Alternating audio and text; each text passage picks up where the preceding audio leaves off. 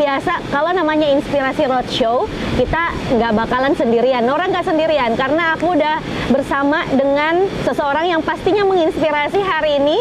Apalagi bisa dilihat ini adalah kawasan wisata. Kira-kira aku ada di mana dan kira-kira seperti apa sih pengelolaan dari taman wisata ini? Daripada penasaran, langsung aja kita kenalan sama narasumber kita hari ini di Inspirasi Roadshow Pro 2 RRI Makassar. Halo, selamat pagi Bu Rahmatia. Selamat pagi. Jadi teman Pro 2, Ibu Rahmatia ini adalah Kepala Bidang Pariwisata Dinas Pariwisata Pemuda dan Olahraga Kabupaten Maros, khususnya pastinya menaungi semua wisata-wisata yang ada di Kabupaten Maros. Ibu, apa kabar pagi ini? Alhamdulillah baik. Alhamdulillah sehat ya. Bu, pastinya sebelum menjadi seorang kepala dinas di bidang pariwisata, sebelum menjadi kepala bidang di Dinas Pariwisata, pasti ada beberapa perjalanan karir dari Ibu Rahmatia. Boleh di-sharing ke teman Pro 2 sebelum menjadi kepala bidang, apa sih yang dilakukan sama Ibu Rahmatia? Makasih untuk Pro 2. Perkenalkan, kami dari nama saya Rahmatia, dari Kepala Bidang Pariwisata Dinas Pariwisata Pemuda dan Olahraga Kabupaten Maros. Ini saya berterima kasih ya untuk diundang sebagai salah satu inspirasi di sektor pariwisata. Memulai kayaknya karir kami di ASN, tentunya sebelum kami menjadi ASN banyak perjalanannya, mulai dari bekerja di swasta, terus sekolah mulai dari sekolah yang di kampung. Kami kebetulan sekolah di salah satu SD di Bone Selatan. Terus SMP-nya juga di Bone, dan nanti di SMA kami ada di SMA 5 Makassar. SMA 5 Makassar. SMA 5 Makassar. Lanjut S1-nya di UMI, Universitas Muslim Indonesia, Fakultas Ekonomi, dan alhamdulillah tahun 2012 kami menyelesaikan S2 di Sekolah Tinggi Ilmu Administrasi LAN Makassar. Ini mungkin karir kami di pendidikan. Kalau di jenjang pekerjaan kami memulai dari berbagai banyak perjalanan sampai menuju ke sini. Seperti apa Bu Rahmatia? Sebelumnya kami pernah menjadi seorang pegawai di travel, di hotel, dan kami pernah jadi dosen di Fakultas Ekonomi Universitas Muslim Indonesia, dan di tahun 2016 kami juga sempat menjadi dosen di Sekolah Tinggi Ekonomi di Maros, yang sekarang menjadi nama UMA, Universitas Muslim Maros. Itu jenjang pengalaman ya sebelum saya menjadi kepala bidang, menjadi pegawai negeri ASN di ASN. Awalnya kami diterangkat di tahun 2007 di Dinas Pertanian Kabupaten Jeneponto. Lumayan jauh ya, jauh. Terus di tahun itu 2007 sampai di 2013. 2013 kami ikut keluarga di dinas di Maros, dan kami ditempatkan di Dinas Pekerjaan Umum dan Penataan Ruang. PUPR. Iya, PUPR di 2013 sampai di 2021. Di 2021 kami mendapat amanah dari Bupati untuk menjadi Kepala Bidang Pariwisata di Dinas Kebudayaan dan Kepariwisataan Kabupaten Maros. Di tahun 2021. Jadi di 2021 kami diberi amanah untuk jabatan ini sekarang. Jadi panjang perjalanannya ya teman Pro 2. Mulai dari perkuliahan dulu nih, tapi sebenarnya kalau dilihat-lihat agak jauh dari posisinya yang sekarang, dari kuliah mengurusi ekonomi dan juga manajemen dan sebagainya, dan bisa sekarang mengurusi taman wisata khususnya yang ada di Kabupaten Maros. Dari Jeneponto ke Makassar, kemudian Jeneponto, terus akhirnya bertempat di Maros ini. Nah, akhirnya untuk sekarang ini menjabat dari tahun 2021 ke tahun 2024, hampir 4 tahun ya sebagai kepala bidang. Sebenarnya seperti apa yang Ibu lakukan bersama dengan teman-teman di sini? Kalau program sih ini tentunya karena ini kan menaungi semua Kabupaten Maros, destinasi. Jadi kami tidak hanya mengurusi ini geosat yang ada di yang kami urus sendiri, misalnya Taman Wisata Alam Bantimurung yang seperti ini, terus ada prasejarah Leang-Leang, terus ada Raman-Ramang, tetapi di sisi lain masih banyak destinasi lain. Untuk tahun ini kami ada 66 desa wisata, itu berada di bawah naungan kami. Ini tentunya atas bantuan atau inspirasi dari Kementerian Pariwisata dan Ekonomi Kreatif untuk terus mengembangkan sektor pariwisata. Dan di tahun kemarin, alhamdulillah, desa wisata Ramang-Ramang masuk di 75 besar desa wisata yang diselenggarakan oleh Anugerah Desa Wisata Indonesia. Dan kita masuk ke 5 besar ya dari daya tarik pengunjung untuk di Ramang-Ramang. Wow, keren-keren. Jadi bukan kaleng-kaleng ya kalau masalah wisata-wisata yang ada di Sulawesi Selatan, khususnya yang ada di Maros. Apalagi Maros itu terkenal banget sama wisata alamnya juga. Bahkan sampai ada beberapa lokasi wisata alam yang sudah diakui sama UNESCO juga ya kan. Tapi aku juga penasaran nih, dari tahun 2021 mulai dari kita survive dari COVID kemarin, wisata benar-benar tutup ya kan, dan akhirnya 2021 kembali harus membangun bagaimana wisata Indonesia kembali maju, khususnya di Kabupaten Maros juga. Apa tantangan yang Ibu alami selama tahun 2021 sampai sekarang ini menjabat sebagai kepala bidang yang tentunya punya tanggung jawab yang besar juga? Kalau tanggung jawab ya mungkin di tahun, kan kita kenal di akhir tahun 2019, di awal 2020 itu memang destinasi kami khususnya di kawasan wisata Lamban Timur ini kita tutup benar. Karena ada kan pandemi yang kita takutkan nantinya akan berdampak negatif terhadap pengunjung. Terus yang di tahun kemudian kita berusaha bagaimana untuk bisa membangkitkan pariwisata. Tentunya bukan kami sendiri ya, bukan kami sendiri yang bergerak untuk memajukan, tapi semua leading sektor ikut membantu kami. Jadi OPD-OPD yang terkait dengan kebersihan, sabta pesonanya itu kami libatkan. Misalnya Dinas Lingkungan Hidup, terus Dinas Pekerjaan Umum, masalah aksesibilitasnya, terus UMKM, karena setiap destinasi ini kan tentunya bukan hanya bukan hanya kita melihat ininya keindahan alamnya, tapi bagaimana memberikan surprise atau memberikan kenangan kepada pengunjung. Tentunya kami memanfaatkan juga dengan UMKM yang ada di sekitar lokasi destinasi ini. Jadi kita memberdayakan kira-kira apa sih yang bisa dibuat, bisa diproses untuk memberikan suatu produk yang nantinya akan disalurkan atau akan dijual ke pengunjung. Benar. Oke, jadi ibaratnya fasilitasnya ya Bu, kita benar-benar berikan untuk pengunjung supaya pengunjung benar-benar merasa nyaman untuk berkunjung ke tempat wisata ini, khususnya di Bantimurung yang sekarang kita tempatkan ini, teman Pro 2. Tapi aku masih penasaran nih, yang paling Ibu ingat deh tantangan di segi apa sih? Mungkin kebersihannya, menjaga fasilitasnya dalam satu tempat wisata selama Ibu menjabat sebagai kepala bidang pariwisata. Kalau tantangan itu benar ya. Itu selalu menjadi tantangan kita di Dinas Pariwisata, bagaimana kita menjaga sabta pesona. Yang saya bilang tidak kan, sabta itu ada 7 yang harus kita jaga. Salah satunya itu adalah kebersihan. Apalagi ini kan kita berbicara alam. Jadi sumber yang membuat keindahan alam kita ini agak kurang bersih, bersih.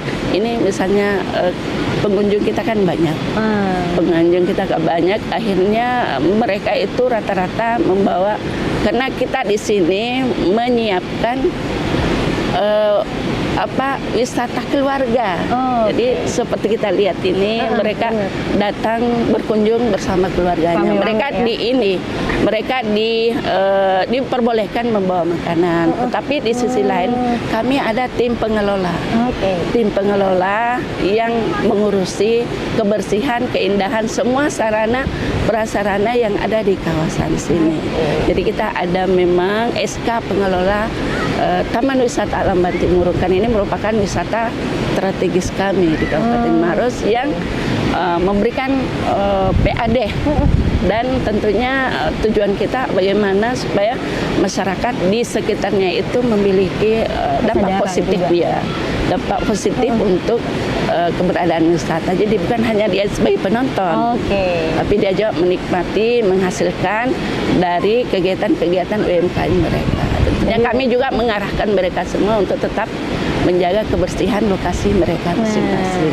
Itu yang paling penting ya. Iya. Tapi tantangan besar juga karena kadang ada yang lupa buang sampah. Bahkan Iya. kan wisata alam, ya namanya wisata alam banyak Iya. pohon-pohon yang memang untuk sampah-sampah dedaunan juga harus diperhatikan ya kan Bu? Iya. Benar-benar. Tapi ada pengelola yang memang khusus mengawasi hal-hal itu.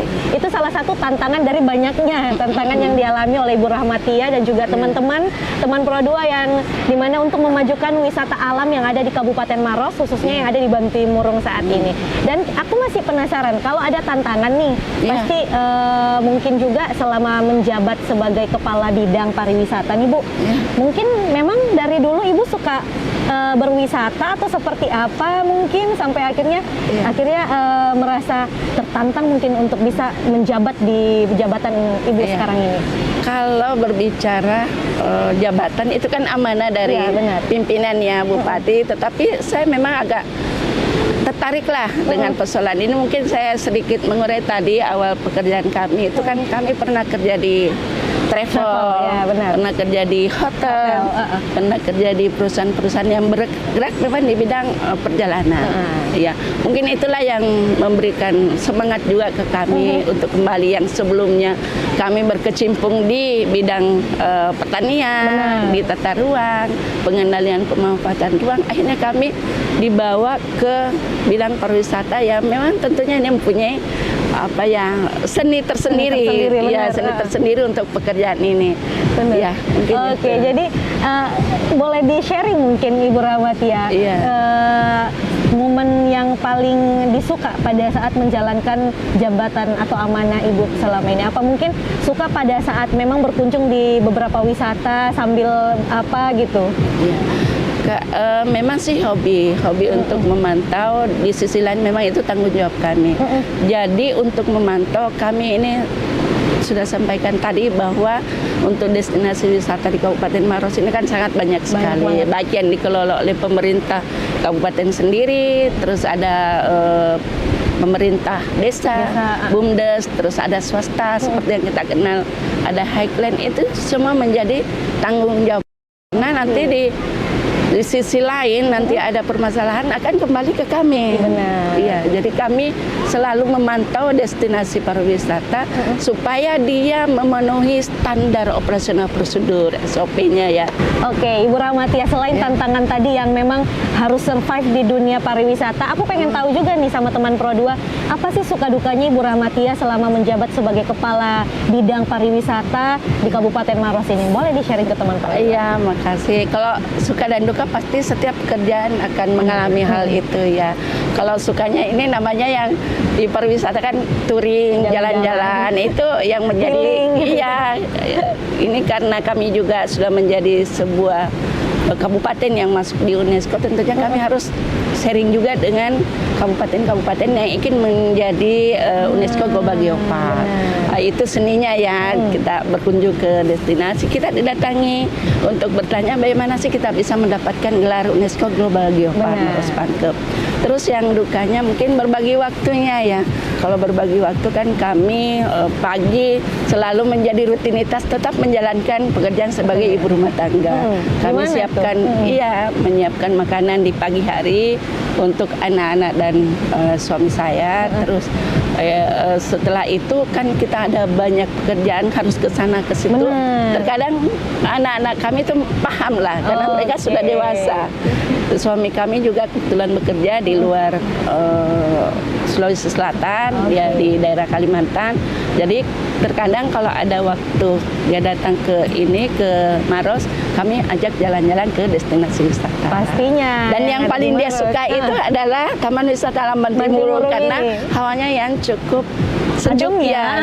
Beda sama tempat kerjanya, mungkin benar-benar cocok buat dijadikan tempat healing. Jadi sambil kerja, sambil bawa keluarga juga menikmati waktu bersama keluarga. Itu adalah dukanya mungkin untuk berkumpul dengan keluarga mungkin agak kurang, tapi ada strategi dari Ibu Rahmatia sendiri. Nah, teman Pro 2 tadi Bu Rahmatia juga sudah spill sedikit ada beberapa kawasan wisata alam yang ada di Kabupaten Maros yang diakui sama UNESCO. Kira-kira apa? Nanti kita akan bahas dan seperti apa sih strategi dari Ibu Rahmatia bisa memajukan pariwisata sampai bahkan diakui sama dunia. Jangan kemana-mana, kita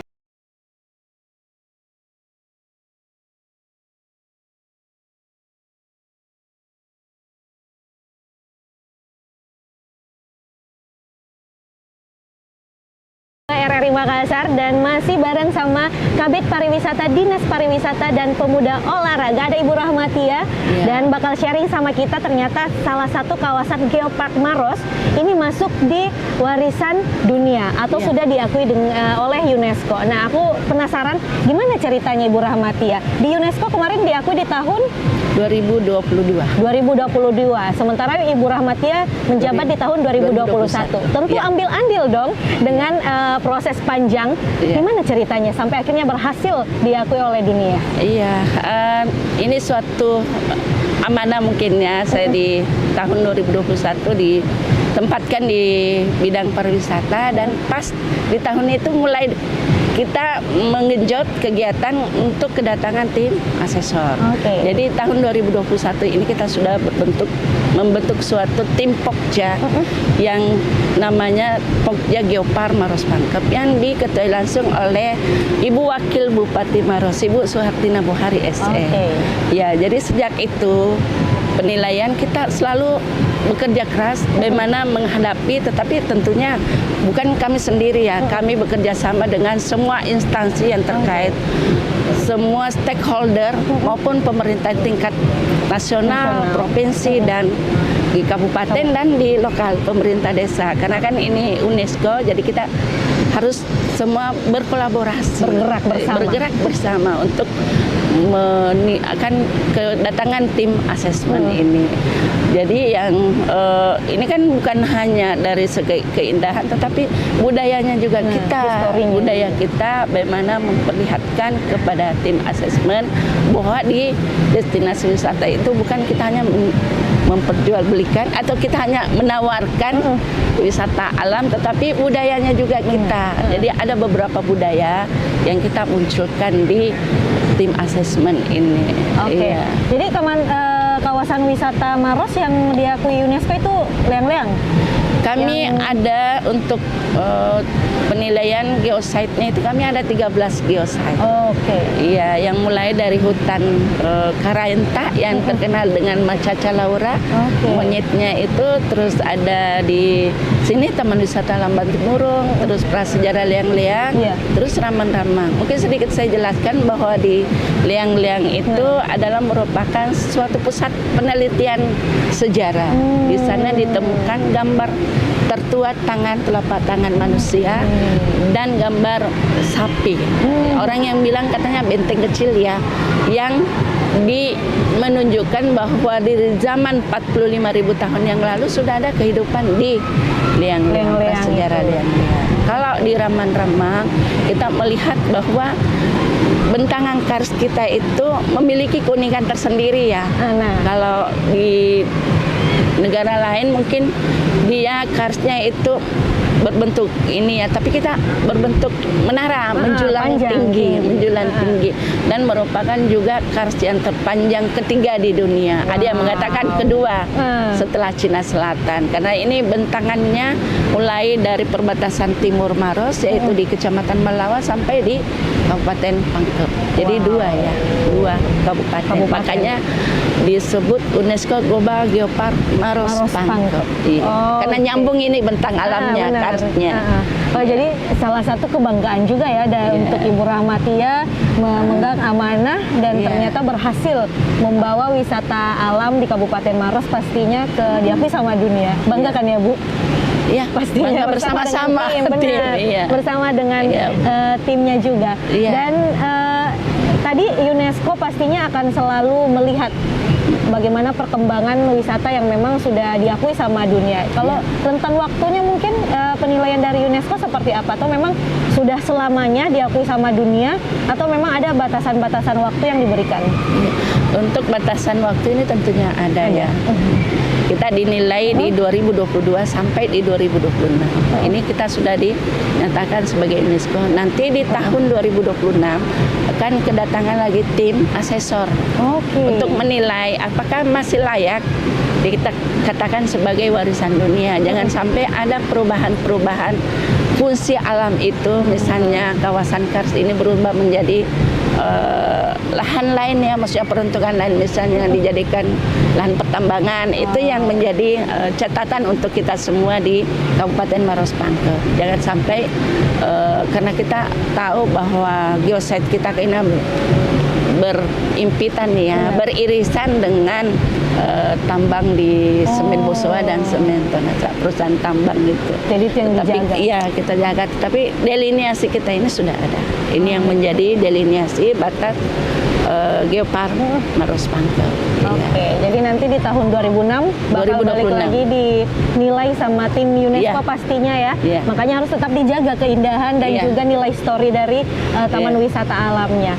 Dan pasti tidak lepas dari strategi dari Ibu Rahmatia dan juga tim untuk memperkenalkan wisata alam ke masyarakat luas. Nah, apa mungkin yang dilakukan sama Ibu Rahmatia dan juga tim-tim untuk memperkenalkan lagi nih wisata alam kepada masyarakat khususnya untuk anak-anak muda juga. Apa yang dilakukan sama tim untuk mempromosikan wisata alam yang ada di Kabupaten Maros? Iya. Kegiatan kami untuk mempromosikan tentunya Digitalia ini sangat membantu kami, media sosial. Jadi dalam pengembangan promosi kami di Kabupaten Maros, kami bekerja sama dengan beberapa anak-anak milenial. Misalnya untuk khusus untuk kawasan Geopark ya, ada namanya YAT Forum Geopark Maros Pangkep. Terus ada namanya HPI, Himpunan Prawisata Indonesia. Forum Komunikasi Darah Daeng, kan istilahnya ada program Darah Daeng Duta Pariwisata. Terus kami ada Badan Promosi Pariwisata Kabupaten Maros yang sudah diresmikan kemarin.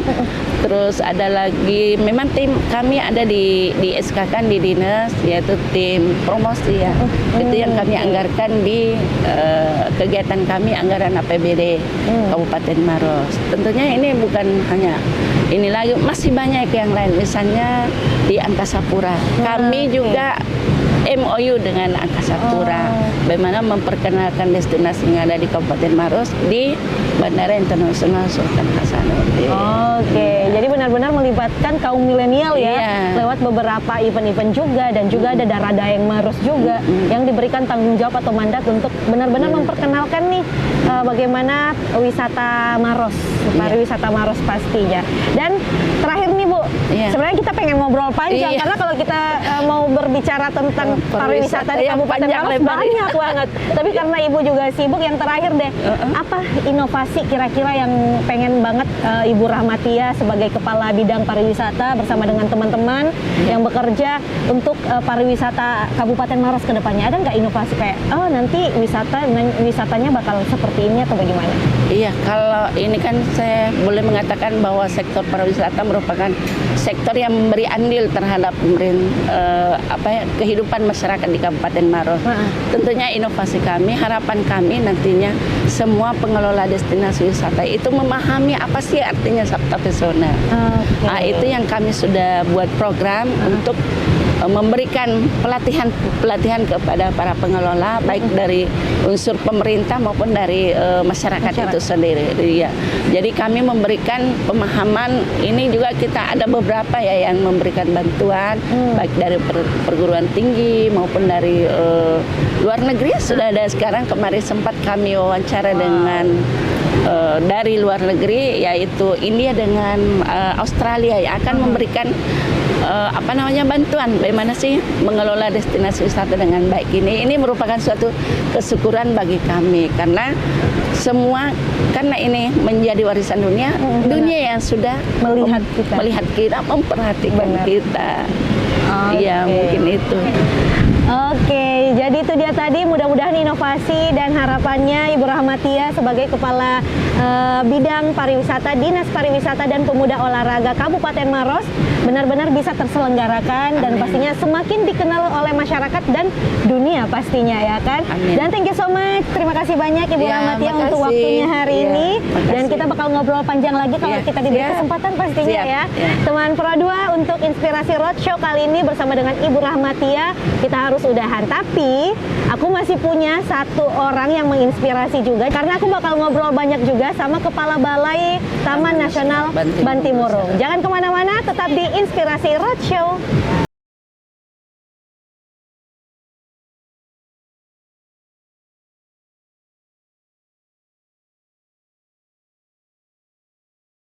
Assalamualaikum warahmatullahi wabarakatuh. Teman Pro 2, balik lagi di Inspirasi Road bareng aku Pro 2 RRI Makassar. Kalau tadi kita udah ngobrol banyak nih sama Kepala Bidang Pariwisata, Dinas Pariwisata dan Pemuda Olahraga. Nah, seperti janjinya Nora tadi, aku bakal ngobrol panjang juga nih sama Ketua atau Kepala Balai Taman Nasional Bantimurung Bulu Sarang. Langsung aja. Halo Pak Heri Wibowo ya, apa kabar? Baik, Mbak. Alhamdulillah ya. Jadi Pak Heri Wibowo ini adalah Kepala Balai Taman Nasional Bantimurung Bulu Saraung Kabupaten Maros pastinya. Dan tentunya menjabat sekarang dari tahun 2023. 2023, berarti baru 1 tahun ya. Jadi sebelum menjabat sebagai Kepala Balai ini Pak Heri Wibowo sebelumnya boleh di-sharing ke teman Pro 2 apa yang dilakukan, menjabat sebagai apa sebelumnya Pak? Ya, perjalanan cukup panjang ya. Saya sudah masa kerja sekitar 20 tahun. Yang dulu mungkin diawali dari wilayah paling timur di Jayapura di BKSDA Papua. Terus kemudian 2016 ya itu geser ke Sorong di Balai Besar KSDA Papua Barat. Terus kemudian geser lagi di Maluku Utara. Baru di 2023 kita di Balai Taman Nasional Bantimurung Bulu Saraung. Oke, tapi Bapak sendiri aslinya dari mana kalau boleh tahu? Asli dari Jogja, Mbak. Oh, dari Jogja. Tapi sampai bisa ke sini nih di penempatan di Sulawesi Selatan di Kabupaten Maros itu gimana ceritanya nih, Pak? Kalau di UPT KLHK kan memang pusat ya, artinya tetap memang ada rotasi, mutasi itu kan hal yang biasa sebenarnya. Proses itu saya yakin dijalani oleh beberapa instansi vertikal ya. Mungkin ya biasanya orang mengawali dari wilayah yang remote ya, remote terus kemudian mendekat. Nah, ini sudah sampai di wilayah tengah, nggak tahu lagi mungkin sampai di mana nanti. Oke. Tapi untuk rentang waktunya sendiri kira-kira berapa tahun nih? Kayak di Papua ke Sorong itu berapa tahun untuk mutasinya? Ya, kalau dulu di Papua kan mungkin masih staf ya, itu bisa sampai saya itu 13 tahun mungkin di Jayapura. Terus kemudian setelah menjabat jabatan tertentu di Sorong itu sekitar 3 tahun, 3,5 sampai 4 tahun lah, mungkin kisaran 2 sampai 4 tahun lah kalau di KLHK itu. Oke, tapi backgroundnya Pak Heri Wibowo sendiri nih sebenarnya untuk background pendidikan mungkin atau mungkin keluarga seperti apa sampai bisa memberikan atau mempercayai diri dialah untuk bisa menjalankan sebagai Kepala Balai Taman Nasional? Kalau background saya sendiri dari sarjana kehutanan, S1-nya kan kehutanan di UGM ya, terus kemudian lanjut di S2-nya juga di UGM di Magister Perencanaan Kota dan Daerah, perencanaan wilayah lah. Artinya kalau dari sisi kemampuan kan mungkin atasan ya yang melihat kita ya. Kalau kita sih menjalankan sesuatu mungkin sesuai dengan tugas yang kita emban, tanggung jawab dan lain sebagainya lah. Saya pikir sama lah pimpinan manapun juga. Tapi Pak Heri sendiri memang suka nggak sih sama yang namanya berwisata gitu loh, apalagi wisata alam? Ya pasti kalau itu, Mbak. Sudah pastilah ya. Jadi kerja di kita ini kerja sambil berwisata ya. Artinya tiada hari tanpa wisata sebenarnya kalau di Taman Nasional Bantimurung Bulu Saraung ini. Walaupun sebenarnya di KLHK tidak hanya wisata, karena memang kita punya tupoksi itu kan melindungi hutan sebenarnya, hutan dan isinya. Nah kebetulan aja kalau di Taman Nasional Bantimurung Bulu Saraung ini lebih fokus kepada pengelolaan wisata. Walaupun di tempat lain sebenarnya tidak juga, ada yang melindungi satwa, kemudian ada yang melindungi suku dalam begitu, Dalamnya. apa namanya, suku adat lah, adat di suatu tempat. Nah, seperti itu. Jadi berbeda-beda lah antara Taman Nasional satu dengan yang lainnya. Oke, jadi menjabat 1 tahun lebih ya Pak, boleh Ya, dibilang. kalau di sini lebih lah, bulan Maret. Lebih, udah mau 2 tahun lah ya. Apa sih sebenarnya tantangan yang Pak Heri hadapi, apalagi kan Pak Heri juga bukan dari Sulawesi Selatan, aslinya kan dari Jogja. Apa tantangan yang mungkin bisa di-sharing ke teman Pro 2? Ya, kalau tantangan berbeda-beda ya, masing-masing Taman Nasional itu saya lihat memang berbeda-beda. Kalau di sebelum di sini kan kita menghadapi perburuan liar misalkan, terus kemudian menghadapi pertambangan liar. Itu ada di kawasan-kawasan kita di Maluku Utara waktu itu. Nah, kalau di sini menurut saya tantangan yang paling berat karena kita ini publik menurut saya ya. Karena di Sulawesi Selatan apalagi ya, di Makassar ini kan Bantimurung menjadi ikon wisata di Provinsi Sulawesi Selatan. Nah, kalau kita nggak bisa mengelola ini dengan baik, pastinya nanti publik yang akan menyorot kita, pastinya publik yang akan melihat kita pengelolaannya gimana, kok nggak bisa apa namanya melayani masyarakat dengan baik. Paling itu kalau di Sulawesi Selatan khususnya. Benar, mengingat Bantimurung ini adalah primadona pariwisata juga ya di Sulawesi Selatan. Jadi kayaknya tugasnya cukup berat juga untuk menjaga supaya Taman Nasional Bantimurung Bulu Sarong ini tetap menjadi tujuan utama masyarakat untuk datang berpariwisata. Tapi kalau dilihat-lihat seperti yang Pak Heri bilang tadi, kerja sambil berwisata sebenarnya itu untuk sukanya. Tapi kalau dukanya sebagai kepala Balai Taman Nasional Bantimurung Bulu Sarong apa nih? Apakah ada juga duka yang dilalui sama Pak Heri hampir 2 tahun ini? Saya pikir kalau dukanya di sini nggak begitu kita rasakan ya, karena itu tadi yang dulu kita mengelola karena mungkin tantangan perburuan, kita berkelahi dengan masyarakat ya, artinya mungkin ada perambah, kemudian ada penambangan, itu sering kita bentrok fisik lah dengan menggunakan senjata. Saya pikir kalau dulu ya, kalau sekarang ini kan saya pikir kita nikmati aja, kan belum tentu kita di sini lama, kan nggak tahu juga ya. Mumpung mengelola wisata ya kita nikmati aja. Saya pikir nggak ada lah yang istilahnya dukanya kalau menurut saya. Tapi mungkin dukanya lebih ke berjauhan sama keluarga mungkin ya? Atau ya kalau kita di UPT KLHK ini memang tantangan yang terberat itu sebenarnya. Ya kan? Tapi kebetulan kalau sekarang kan keluarga ada di sini, kebetulan juga asli di sini, makanya dekat, jadi duka itu nggak terasa. Nggak terasa ya, suka semua teman Pro 2. Memang sih kalau kita kerjanya nggak berjauhan sama pariwisata ya sekalian healing juga ya kan. Pekerjaan bisa bikin stres, tapi ternyata pekerjaannya juga tempat wisatanya juga. Nah teman Pro 2, seperti yang dikatakan sama Pak Heri Wibowo tadi, salah satu tantangan terberat itu adalah tetap mempertahankan bagaimana wisata alam Taman Nasional Bantimurung Bulu Sarong ini menjadi tujuan wisatanya masyarakat Sulawesi Selatan, apalagi masyarakat nasional dan mancanegara juga. Kira-kira seperti apa strategi yang dilakukan sama Pak Heri Wibowo dan teman-teman untuk bisa menjaga itu? Nanti kita akan sharing, tetap di Pro 2 Inspirate Road.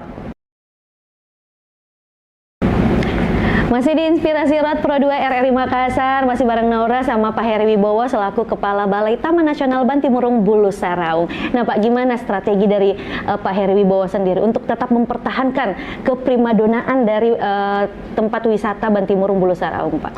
Ya, sebenarnya kalau wisata itu kan kita bicara ada 3 ya, atraksi, kemudian amenitas, aksesibilitas. Kalau akses kan kita sudah gampang ya, ini dari penerbangan ke sini juga nggak terlalu jauh. Amenitas juga fasilitas sebenarnya sudah sangat banyak lah di sekitar Sulawesi Selatan. Atraksi ini kan kita menjual di Taman Nasional Bantimurung Bulu Saraung ini kan alam ya. Benar. Nah kebetulan kita ini punya sekitar 7 destinasi wisata kalau di Bantimurung khususnya ini. Salah satunya yaitu di air terjun Bantimurung, kemudian di Patunuang, di situ ada Via Ferrata, ada Santuari, kemudian ada Leang Putih yang punya kedalaman 273 meter DPL di bawah permukaan laut, terus kemudian ada juga Gunung Bulu Saraung dan lain sebagainya. Jadi atraksi itu yang mungkin tetap akan kita pertahankan sambil kita juga berupaya untuk menyajikan berbagai atraksi yang lain yang tentu saja ya itu menjadi bagian dari inovasi kita ya. Misalkan kita menjual sekarang ini kano di Danau Kasikebu misalkan. Itu juga salah satu sebenarnya untuk menghadirkan atau menjaga daya tarik dari Taman Nasional Bantimurung Bulu Saraung itu sendiri. Terus kemudian juga tentu pelayanan sebenarnya, Mbak. Pelayanan itu kan kita dapatkan mungkin perlu feedback masyarakat juga. Makanya kita sering melakukan survei ya. Survei itu kan untuk mengetahui sebenarnya apa sih yang mungkin belum ada di Taman Nasional Bantimurung, terus kemudian apa juga sih yang mungkin perlu ditambahkan di Taman Nasional Bantimurung. Nah itu tetap kita lakukan survei-survei umum ke masyarakat itu rutin kita lakukan. Di tahun 2023 kita lakukan, bahkan mungkin bisa 1 tahun 2 kali, 3 kali itu untuk menjaring masukan-masukan dari masyarakat. Di lain itu juga pasti di situ ada kritik ya. Nah, kritik-kritik yang di Taman Nasional ini kan mungkin terkait dengan sampah, kemudian dengan kenyamanan, kemudian dengan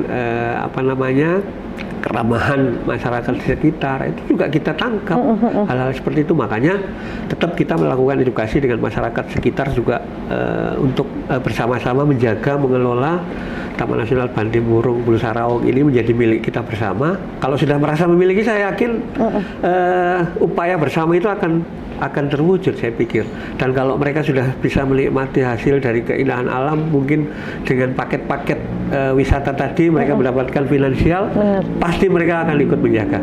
Jadi intinya itu, sebenarnya kolaborasi berbagai pihak, baik dari Pemda, dari swasta, dari kita, dari masyarakat itu pasti nanti akan menghasilkan yang sangat baik menurut saya. Benar, jadi kesadaran di setiap masyarakatnya juga ya, bagi pengunjung maupun warga lokalnya juga, supaya tetap menjaga bagaimana keindahan Taman Nasional Wisata Alam Bantimurung dan Bulu Saraung. Tapi aku penasaran nih Pak, kalau menurut Pak Heri sendiri, apa sih sebenarnya daya tarik dari Taman Nasional Bantimurung Bulu Saraung ini? Kalau Pak Heri lihat yang paling menarik. Kalau dari sudut pandang kita, Taman Nasional di Indonesia ini kan yang memiliki kars seperti di Bantimurung kan nggak banyak, Mbak.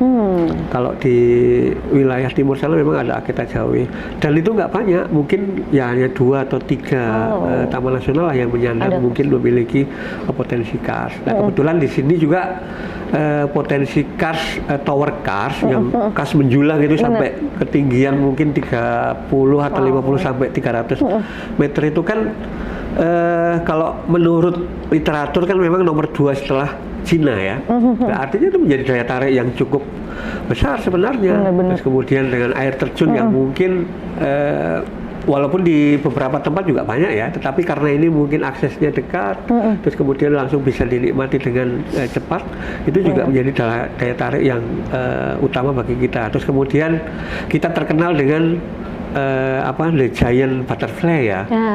Nah, kupu-kupu di kita ini juga mungkin menjadi satu-satunya juga yang punya potensi yang begitu besar. Kalau menurut data kan kita ada 252 jenis kupu-kupu di Taman Nasional Bantimurung Bulu Saraung. Nah, itu menjadi daya tarik yang sangat tinggi sebenarnya bagi masyarakat sekitar. Orang kalau ke Bantimurung pasti tanya kupu-kupu. Emang udah ingatannya pasti kupu-kupu ya kan kalau ke Bantimurung. Tanya gua. Nah, kita gua juga punya sekitar 400 gua yang ada di Bantimurung. Oke, jadi ibaratnya semuanya paket lengkap ya Pak.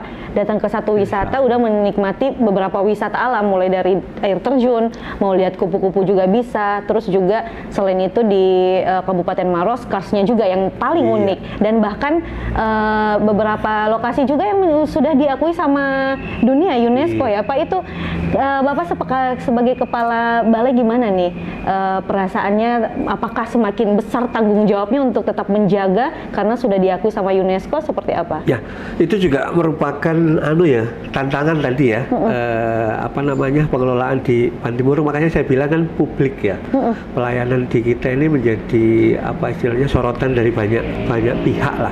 Nah, apalagi sekarang status kita kan sebenarnya kita punya beberapa status, Mbak, AHP, Asian Heritage Park. Itu juga kalau di Indonesia ya sekitar 7 taman nasional yang masuk di dalam Asian Heritage Park. Terus kemudian di 2023 kan masuk jadi Global Geopark Maros Pantep ya. Nah, taman nasional menjadi inti dari pengelolaan Global Geopark itu sendiri. Karena apa ya? Karena karsnya itu sendiri. Terus kemudian terakhir status cagar biosfer juga disandang oleh Taman Nasional Bantimurung bersama 4 kabupaten di sekitar Taman Nasional ini. Ada Maros, Baru, Pangkep, dan Bone. Itu menjadi menguatkan kita lagi sebenarnya di percaturan internasional sebenarnya. Nah, itu tantangan kita yang mungkin semakin berat ya, karena disorot UNESCO. Mereka akan melakukan review itu kalau nggak salah ada yang 4 tahun, ada yang 6 tahun. Itu akan dilihat kalau misalkan ada perubahan-perubahan yang mungkin tidak sesuai dengan kriteria atau parameter pada saat itu, ya mungkin akan dicabut. Benar, ya, kan? Itu hal-hal itu yang mungkin kita harus menjaga Taman Nasional ini seperti sedia kala seperti ini. Oke, jadi tetap harus dijaga statusnya sebagai salah satu warisan dunia ya, dan itu memang berat untuk mempertahankan daripada meraih kata orang. Dan juga nih kalau tadi kita udah bahas daya tariknya apa aja, memang banyak strateginya untuk mempertahankan juga keindahan dari wisata alam. Nah, pastinya di zaman sekarang apalagi setelah pandemi Covid kemarin, pariwisata bisa dibilang lagi lumpuh-lumpuhnya dan harus kembali bangkit juga. Nah, kita pengen tahu juga nih seperti apa strategi promosi dari Kepala Balai Taman Nasional Bantimurung Bulu Saraung untuk memperkenalkan kepada teman-teman yang milenial mungkin untuk mau ikut berwisata begitu ke Kabupaten Maros khususnya, karena di sini banyak banget taman wisata alamnya. Nanti kita akan share ke teman Pro 2, jangan kemana-mana, kita akan bahas lagi.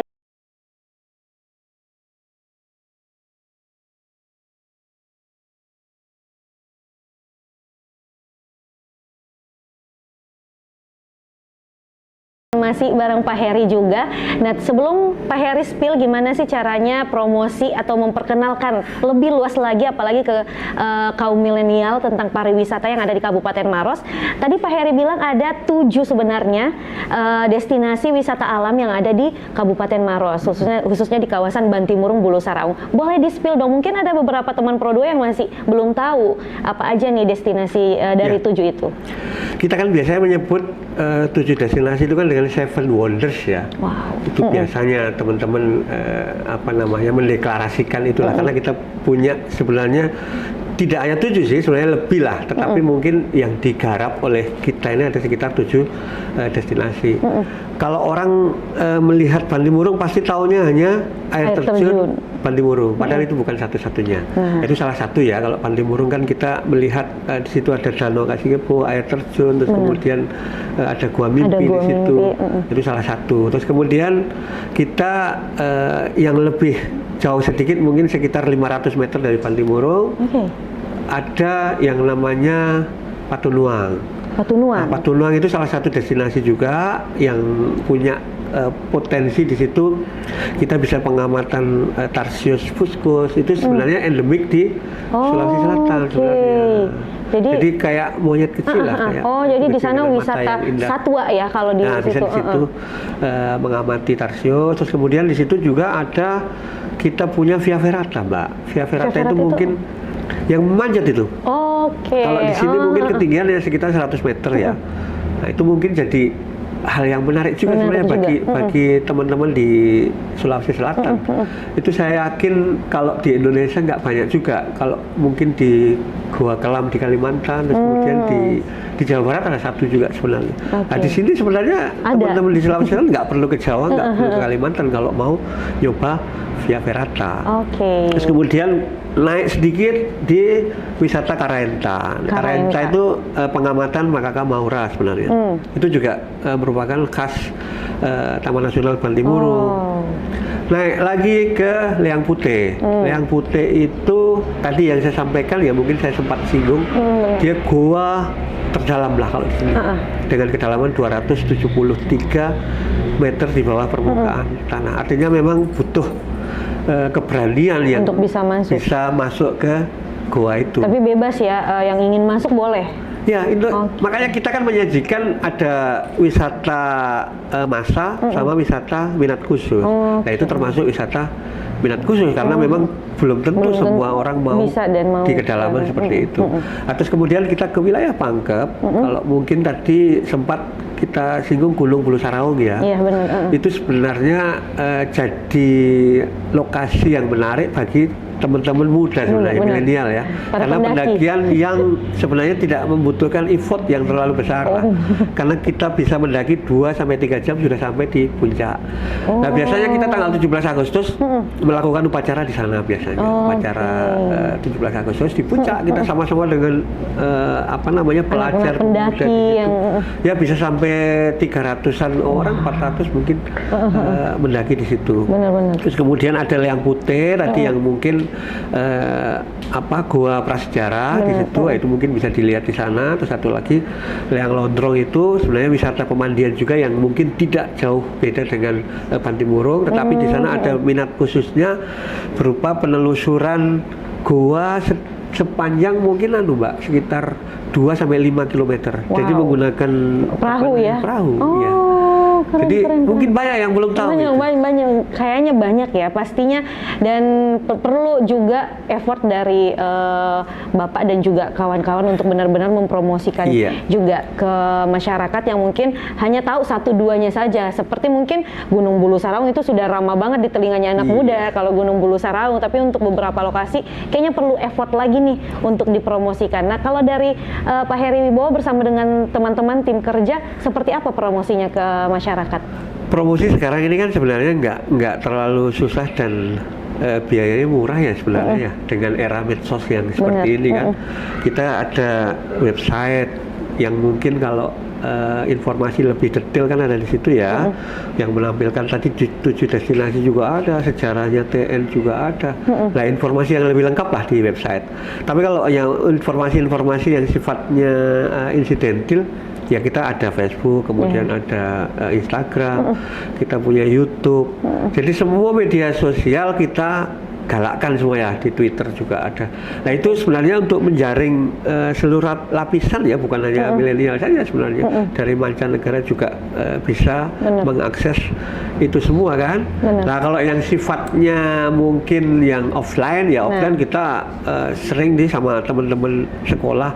Kan di sini kan sebagai ini Mbak, sebagai lokasi untuk kawan-kawan pecinta alam itu pendakian pemula itu banyak itu di sini, mungkin hampir setiap bulan itu mungkin beberapa kali itu sering sekali mengajukan permohonan untuk melakukan gladi atau istilahnya apalah bagi teman-teman pendaki itu di Taman Nasional Bantimurung Bulu Saraung, khususnya biasanya di Resort Patunuang ke sana yang tadi yang paling sering ya diajukan permohonan. Tapi kalau dari pihak Bapak sendiri memberikan kemudahan nggak sih untuk para mahasiswa mungkin, para komunitas pendaki untuk mengakses beberapa lokasi mungkin ketika ada event, atau memang untuk pengurusan suratnya itu memang harus benar-benar tersistem atau seperti apa?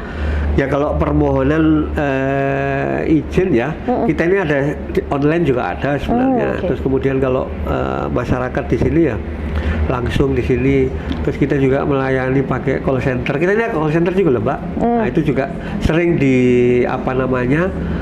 diterima oleh kawan-kawan admin di sini, mungkin pengajuan proposal, mungkin izin dan lain sebagainya lewat call center. Bahkan pengaduan juga banyak dari situ. Nah, makanya kita nggak bisa berpaling dari media sosial tadi sebenarnya, supaya kita bisa melengkap dan menyerap aspirasi semua. Nah, kalau itu untuk di media sosial ya Pak Heri, semuanya menyangkut semua Facebook, YouTube, semuanya ada, dan itu untuk semua umur juga. Nah, kalau kerjasama dengan event-event mungkin supaya lebih dikenal lagi sama masyarakat atau lebih ramah lagi nih dikenal sama masyarakat, ada tidak event-event kerjasama gitu untuk memperkenalkan wisata alam nasional Bantimurung Bulu Saraung? Ya, memang beberapa event ya yang mungkin kita ikuti dan kita selenggarakan. Kalau di level KLHK, kan kita ini payungnya kan KLHK ya, bersama-sama biasanya ada beberapa kali pameran, misalkan pameran HKAN, Hari Konservasi Alam Nasional, terus kemudian ada Festival Taman Nasional dan Festival Taman Wisata Alam, terus kemudian juga ada Indogreen. Nah itu biasanya kita memang ikut berpartisipasi di dalam pameran-pameran tersebut yang mungkin penyelenggaraannya berpindah-pindah, biasanya ada provinsi 1, provinsi 2, provinsi 3, itu tidak tentu. Terus kemudian kalau yang level lokal di Sulawesi Selatan, kita memang beberapa kali, walaupun mungkin dengan pemerintah daerah, dengan Geopark, Badan Pengelola itu juga pernah kita lakukan, misalkan yang di 2023 itu kan kita ada maraton itu ya, itu teman-teman Geopark Bener. berlokasi di Taman Nasional Bantimurung. Terus kemudian dengan Pangkep Trail Run itu juga bulan Oktober kalau nggak salah itu juga dilakukan di Gunung Bulu Saraung. Nah beberapa event itu sebenarnya untuk memantik lagi ya, karena memang di 2020-2021 kan kita mengalami COVID itu ya. Benar. Nah itu bagaimana kita meningkatkan itu ya, salah satunya dengan cara itu. Ya sebenarnya kita pengen gagas festival Kars lagi sebenarnya, cuma masih dalam rencana lah. Mungkin ya. karena perlu dukungan, mungkin dari RRI juga bisa sebenarnya. Boleh ya nanti kita, bener. Pihak swasta sebenarnya juga banyak yang mungkin bisa berpartisipasi di dalam proses-proses festival tersebut. Oke, jadi salah satu inovasi atau harapan dari Pak Heri dan kawan-kawan adalah adanya festival Karsnya nanti. Tapi selain itu, terakhir deh Pak, ada nggak inovasi lain yang mungkin dalam waktu dekat ini bakal dilakuin sama Bapak dan teman-teman? Ya, kalau inovasi yang paling dekat, kalau untuk ini ya wisata, kita ini kan sebenarnya usia Taman Nasional Bantimurung ini kan 20 tahun Mbak, di bulan Oktober tanggal 18 kalau nggak salah. 18. Itu nanti kita akan menyelenggarakan 2 dekade Taman Nasional Bantimurung Bulu Saraung. Nah untuk road to 2 dekade ini kan kita ada mau bikin ini webinar ya, terus kemudian ada beberapa pameran sebenarnya kecil-kecilan bersama dengan masyarakat, karena kita punya kelompok-kelompok tani hutan yang kita bina yang menghasilkan berbagai produk sih sebenarnya. Ada produk madu, ada produk jahe, kemudian ada produk jamur, ada kerajinan bambu. Banyak sebenarnya Mbak, kalau pengen meliput itu lebih banyak lagi sebenarnya. Kita punya kelompok tani hutan di sekitar Taman Nasional Bantimurung Bulu Saraung yang kita dengan memberikan stimulus bantuan, terus kemudian mereka mengelola dengan pendampingan teman-teman dari Taman Nasional, dan akhirnya mereka juga bisa mandiri lah paling tidak. UMKM ya Pak, mendukung UMKM juga pastinya. Nah itu penting itu untuk memamerkan produknya masyarakat itu nanti juga kita. Benar, jadi kerjasama yang baik juga pastinya ya. Oke, dan selain itu dia untuk event atau yang akan datang nanti di Oktober ya, Road ini sedang menuju juga teman Pro 2, menuju 2 dekade. Dan terakhir deh Pak, sebelum kita pamit di Inspirasi Road Pro 2 Makassar, apa harapan Pak Heri sebagai Kepala Balai Taman Nasional Bantimurung Bulu Saraung untuk kedepannya nanti? Ya, harapan keinginan saya pikir ya kita tetap menjadi destinasi favorit ya di Sulawesi Selatan, bahkan dunia lah. Kita kan pengennya juga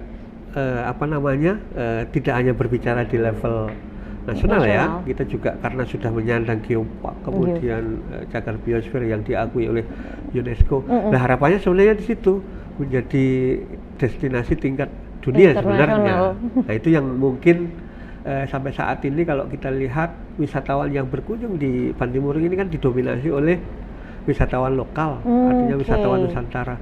Nah itu yang pengen kita capai sebenarnya, wisatawan mancanegara ya kita sudah promosi di beberapa ini, misalkan kita ya mencoba ada tawaran-tawaran dari misalkan dari Cina, kemudian dari Jepang. Nah kita coba komunikasikan itu, mudah-mudahan saja itu bisa berhasil, keinginan kita menjadi destinasi dunia tadi bisa terwujud. Pasti bisa, mengingat taman wisata di Bantimurung Bulu Saraung ini memang memikat, karena udah jarang banget ya kita bisa lihat yang benar-benar menyajikan wisata alam gitu ya, masih benar-benar asri dan juga alami. Salah satunya ini Taman Nasional Bantimurung Bulu Saraung.